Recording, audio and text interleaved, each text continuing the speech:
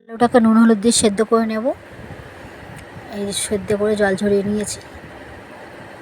এবারে একটা মশলা বানিয়ে নেব। ওই আদা, রসুন, পেঁয়াজ, কাঁচা লঙ্কা, এই যে তেলের মধ্যে তেজপাতা দিয়ে কষিয়ে এবার নুন, হলুদ, ধনে গুঁড়ো, জিরে গুঁড়ো, লঙ্কার গুঁড়ো, টমেটো সব কষিয়ে নিয়ে এই আঁচড়ার আলুটা হাত দিয়ে মেখে নেব। মেখে এই ভাজা মশলাটাও, কষা মশলাটাও ওর মধ্যে দিয়ে মেখে নিয়ে একটা করে চিংড়ি মাছ দেবো এর ভিতরে, আর হাত দিয়ে করে নেবো, মুড়ে নেব। এক হাতে ফোন ধরে আছি তো। এবারে কর্নফ্লাওয়ার জলটা গুলে নেব। কর্নফ্লাওয়ারে ডুবিয়ে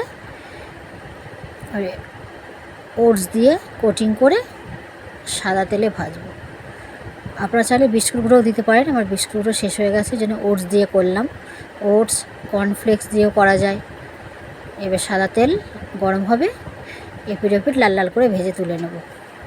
এঁচড়ের কাটলেট দেখুন কত সুন্দর ক্রিস্পি হয়েছে, খেতেও দুর্দান্ত হয়েছে। ভিতরে একটা করে চিংড়ি মাছ দিতে পারেন, কিংবা বেশি করেও দিতে পারেন। খেতে অসাধারণ হয়েছে, না করে খেলে